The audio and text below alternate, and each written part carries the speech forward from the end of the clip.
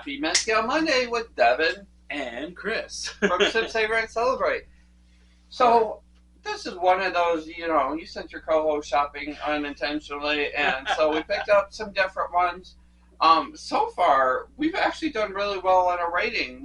We're 3 bourbons for 3 bourbons, and so now we have a mezcal to rate. No, there was one bourbon that I did not like. You didn't like it, but I liked it, so that means that's 3 for 3. No, it's not.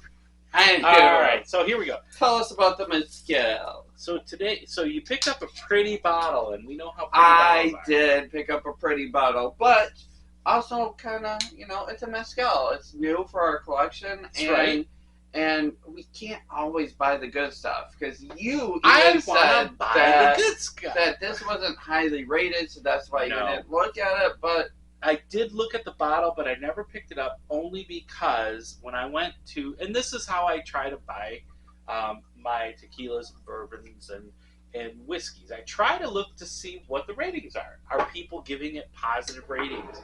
Are people saying this is something I should buy? And that's probably resulting in why I like so many of our picks that are on here. You picked this up. It is a beautiful bottle. I'm not even going to lie. It was the only mezcal they had, and I didn't recognize it being on our shelf. So, of course, it was. That's honestly the reason I picked it up. So, on mezcalreviews.com, and that's where I go to look up, what people are thinking about the mezcals. This is Gem and Bolt Mezcal. Master distiller is Ignacio Martinez. This is a Espadín.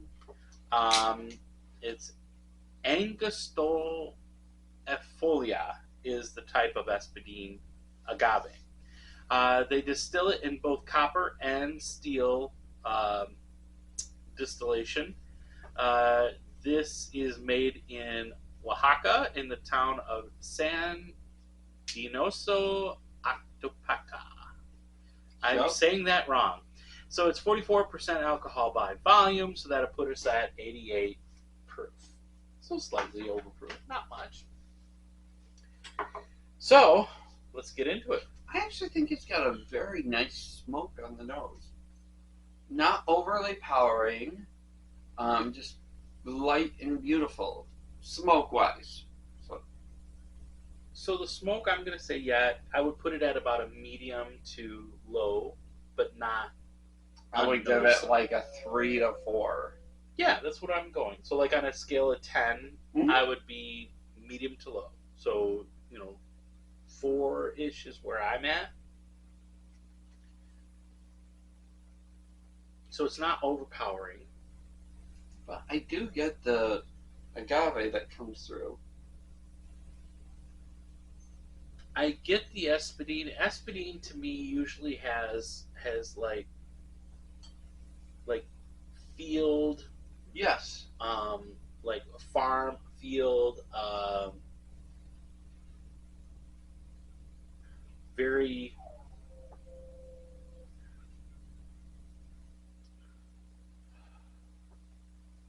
like a wheat field almost.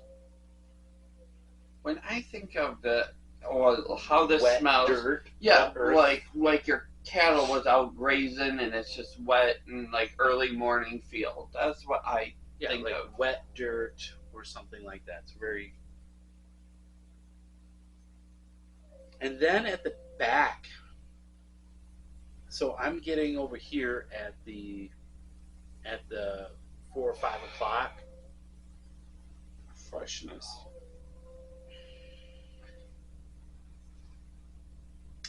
Freshness, if you're thinking like a fresh cut grass.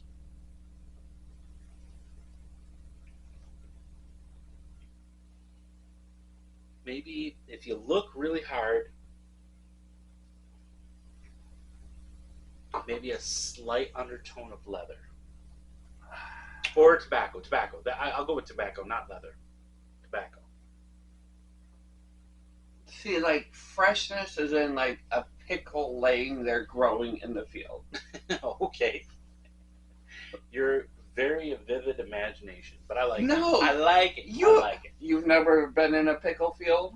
Oh, Oh, a lot more than you have, sir. I know this to be a fact. Exactly. So like the pickle, like as you're weeding around it, like the freshness you get from pulling those weeds and like the bright That's the wet pickle dirt. growing That's there. the wet dirt that I talked about. But It really, I think it's the Yeah. pickle. all right, so let's get into the taste. Let's get into the taste. Salud. Enjoy your pickle. I almost spit that all over everywhere. I know. Mm.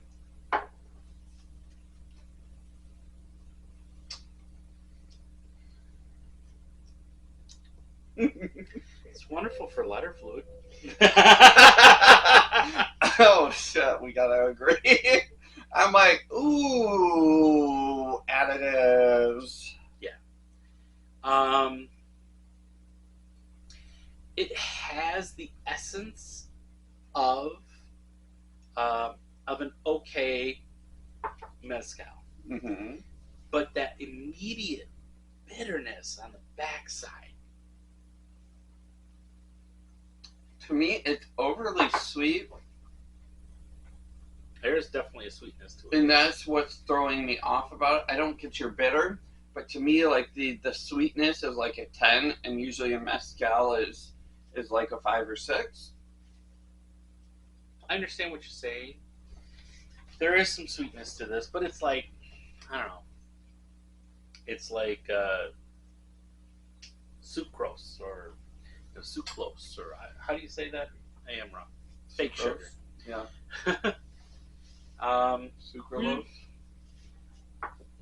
I can see using this for mixed drinks. Mhm. That'd be great. What a time to get hiccups.